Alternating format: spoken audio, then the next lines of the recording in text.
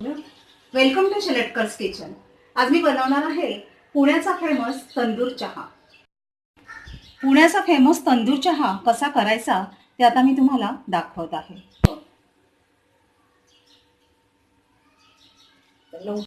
तंदुरी चहा बनवण्यासाठी 1 कपासाठी मी अर्धा कप पाणी घेतलेलं आहे।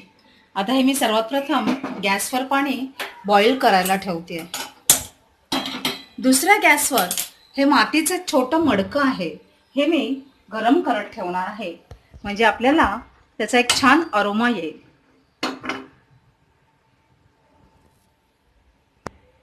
पाणी बॉईल झालंय, आता त्याच्यात मी अर्धा कप दूध टाकते।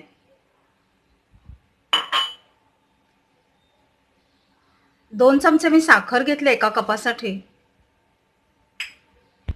सुंठीची पावडर घेते मी, तुम्ही आलं घालू शकता कुटून, किंवा चहाचा रेडीमेड मसाला मिळतो तो देखील टाकू शकाल। या मातीच्या मडक्याचा कलर चेंज झाला की आपण त्याला अलटी पलटी करायचंय।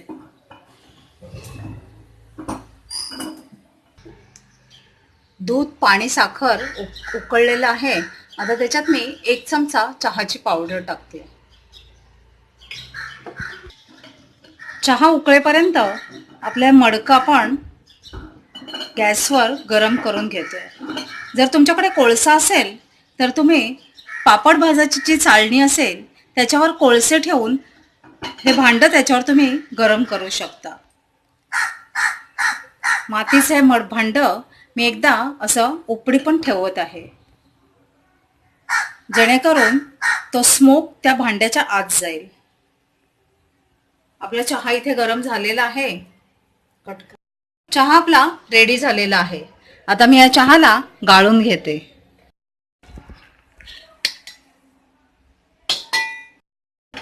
आपल्या मातीचं मडकं छान गरम झालेलं आहे।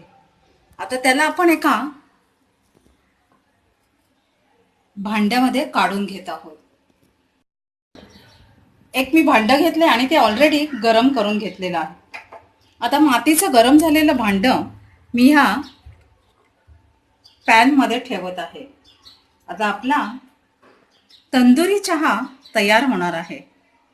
हा चहा जो आपण केलेला आहे तो आता असा आपल्याला मडक्यावर ओतायचा आहे। बघा,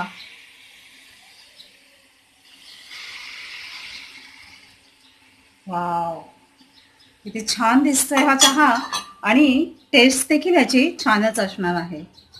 आता हा चहा आपण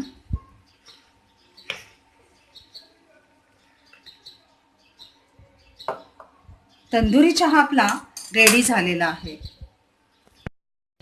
माझ्याकडे हे ऑलरेडी एक असं चहाचं छोटंसं मातीचं ग्लास आहे, त्याच्यामध्ये आता मी हा गाळलेला चहा, तंदूर झालेला चहा ओतते। आपला तंदूर चहा रेडी झालेला आहे। जर तुम्हाला माझा व्हिडिओ आवडला असेल तर या व्हिडिओला लाईक करा, शेअर करा, चॅनलला सबस्क्राईब करायला मुळीच विसरू नका। नवीन नवीन रेसिपीज खात राहा, करत राहा, मुख्य म्हणजे मजेत राहा। आपण लवकरच भेटूया शेलेटकर्स किचनच्या एका छान नवीन खमंग आणि खुसखुशीत रेसिपी सोबत। अजूनपर्यंत ज्यांनी कोणी माझं चॅनल सबस्क्राईब केलं नसेल त्या सर्वांना मी विनंती करते की या चॅनलला सबस्क्राईब करा, आणि खाली जो बेल आयकॉन आहे त्याला क्लिक करायला मुळीच विसरू नका। बेल आयकॉनला क्लिक केल्यामुळे नवीन नवीन रेसिपीचे व्हिडिओ मी जे अपलोड करते त्याचं नोटिफिकेशन तुम्हाला मिळत राहील। आपण लवकरच भेटूया शेलेटकर्स किचनच्या एका छान नवीन खमंग आणि खुसखुशीत रेसिपी सोबत। धन्यवाद।